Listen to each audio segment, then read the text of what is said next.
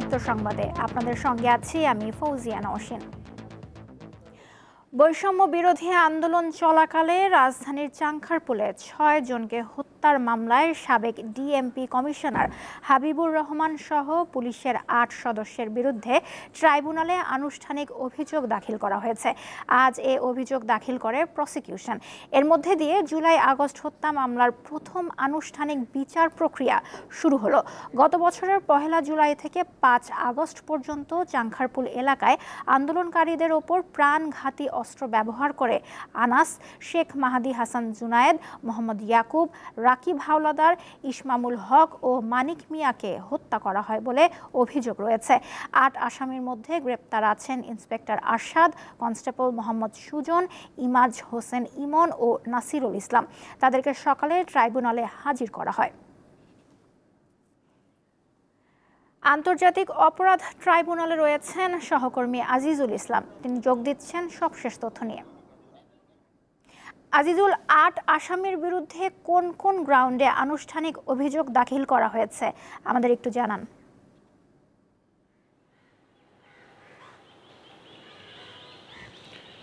না নওশিন, গ্রাউন্ডগুলো আসলে এখন পর্যন্ত তো আমাদেরকে বলা হয়নি। সেটা হলো এটি ট্রাইব্যুনালে দাখিল করা হয়েছে। ট্রাইব্যুনালে যেটি আমরা দেখেছি যে সকালবেলায় কিন্তু ট্রাইব্যুনাল প্রসিকিউশনের পক্ষ থেকে এটি ট্রাইব্যুনালের যে রেজিস্টার বরাবর এটি দাখিল করা হয়েছে। এটি আসলে আমাদের ওইভাবে জানানোও হয়নি। তবে এটি আপনাকে যেটি জানাতে চাই যে সেটি হলো এটি মানবতা বিরোধী যে জুলাই আগস্টের যে অপরাধ তার মধ্যে কিন্তু এটি প্রথম তদন্ত শেষ হয়ে এবং ফর্মাল চার্জও দাখিল করা হয়ে গেল। গত ২১ এপ্রিল কিন্তু এই মামলাটি তদন্ত সংস্থা তদন্ত শেষ করে প্রসিকিউশনের কাছে দিয়েছিল। প্রসিকিউশন প্রায় কিন্তু এই ১ মাসের যে বেশি সময় নিয়েছে সেই সময়টা ধরে কিন্তু এই মামলার ত্রুটি বিচ্যুতি কোনো কিছু রয়েছে কিনা সেই বিষয়গুলোই মূলত দেখে তারপরে মামলা প্রস্তুত করে আজকে কিন্তু ট্রাইব্যুনালে দাখিল করা হয়েছে।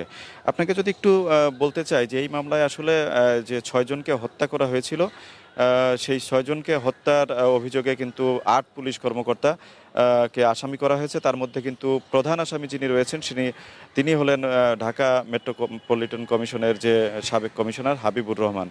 আপনি জানেন যে এই মামলায় ৪ জনকে কিন্তু গ্রেপ্তার করা হয়েছে এবং তাদেরকে আজকে ট্রাইব্যুনালে হাজির করা হয়েছে। কিন্তু হাবিবুর রহমান সহ বাকি ৪ জন তারা কিন্তু পলাতক রয়েছে। এই মামলায় আমরা যেমনটি জেনেছি যে ৭৯ জনকে আসলে সাক্ষী হিসেবে দেয়া হয়েছে। এর বাইরে বেশ কিছু ডকুমেন্ট সাবমিট করা হয়েছে আসলে প্রসিকিউশনের পক্ষ থেকে। তার মধ্যে আমরা যেমনটি জেনেছি যে ১৯টি ভিডিও রয়েছে, 2টি অডিও রেকর্ড রয়েছে, ১৯টি পত্রিকার কাটিং রয়েছে। এর বাইরে বেশ কিছু বইও কিন্তু সংযুক্ত করা হয়েছে বলে আমাদেরকে জানিয়েছেন প্রসিকিউটর তামিম, কিন্তু আমাদেরকে এই বিষয়গুলো জানিয়েছেন।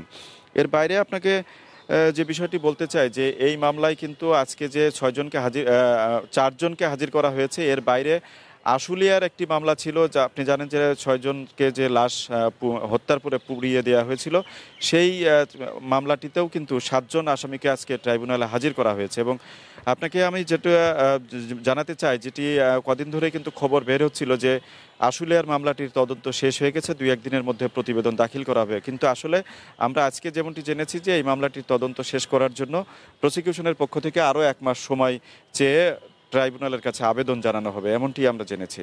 তো এই ছিল আমার কাছে সর্বশেষ সংবাদ। নওশিন। আজিজুল, আপনাকে ধন্যবাদ।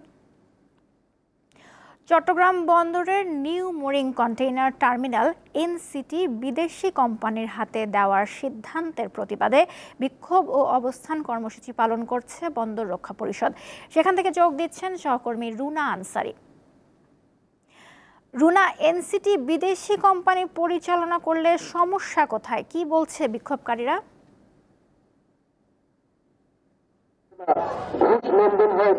নওশিন, এনসিটি কিন্তু চট্টগ্রাম বন্দরের একটি স্বয়ংসম্পূর্ণ কন্টেনার টার্মিনাল এবং চট্টগ্রাম বন্দরে যে পরিমাণ কন্টেনার হ্যান্ডেলিং হয় তার মধ্যে 40% হ্যান্ডেলিং হয় এই এনসিটি থেকে।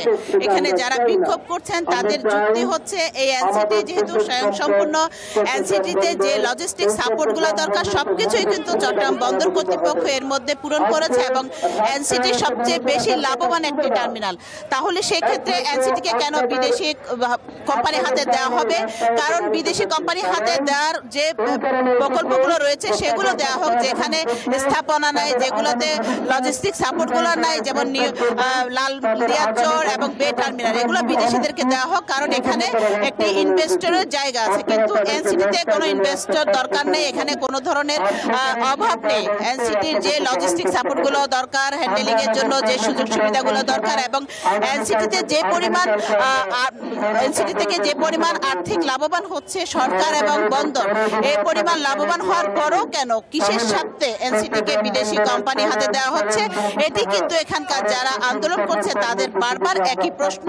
এনসিটি যেহেতু এখানে এনসিটি কোনো ধরনের বিন্দুমাত্র এখানে ইনভেস্ট করার কোনো সুযোগ নেই, এটি সম্পূর্ণভাবে কিন্তু এখন স্বয়ংসম্পূর্ণ একটি টার্মিনাল, এটি কোনোভাবে বিদেশি সংস্থাকে দেওয়া যাবে না। এবং এটি আজকের মধ্যে কোনো সিদ্ধান্ত যদি না আসে তাহলে আগামীকাল চট্টগ্রাম বন্দরের প্রত্যেকটা গেটে তারা অবরোধ করবেন এবং কর্মসূচি পালন করবেন। এছাড়া যদি এরপরও কোনো সমস্যার সমাধান না হয় তারা তাহলে সম্পূর্ণভাবে বন্দরকে শাটডাউন করার ঘোষণা দিয়েছেন আজকের এই সমাবেশ থেকে। তো চট্টগ্রাম বন্দরে এখনো পর্যন্ত তারা অবস্থানে রয়েছেন, মূল ফটকে অবস্থান করে তারা বিক্ষোভ করছেন। নওশীন।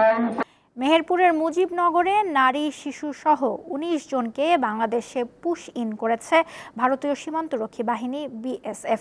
আজ ভোররাতে সোনাপুর মাছপাড়ার সীমান্ত দিয়ে তাদেরকে বাংলাদেশের অভ্যন্তরে ঠেলে দেয় বিএসএফ। তারা সীমান্ত পার হয়ে কেদারগঞ্জ বাজারে অবস্থান করলে মুজিবনগর থানা পুলিশ তাদেরকে আটক করে থানা হেফাজতে নেয়। তাদের ব্যাপারে পুলিশ বিস্তারিত কিছু জানায়নি।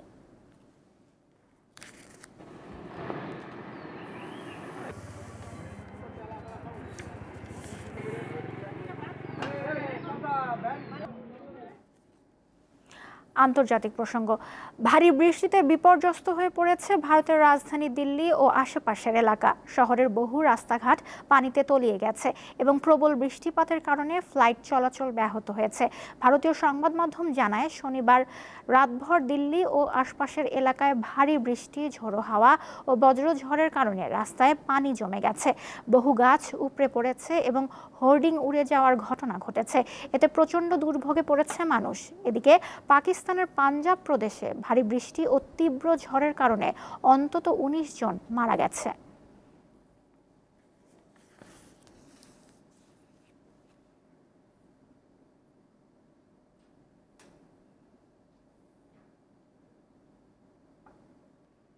শেষ করছি দীপ্ত সংবাদ। আমাদের পরবর্তী আয়োজন দুপুর ২টায় দেখার আমন্ত্রণ রইল। এতক্ষণ সঙ্গে থাকার জন্য ধন্যবাদ সবাইকে।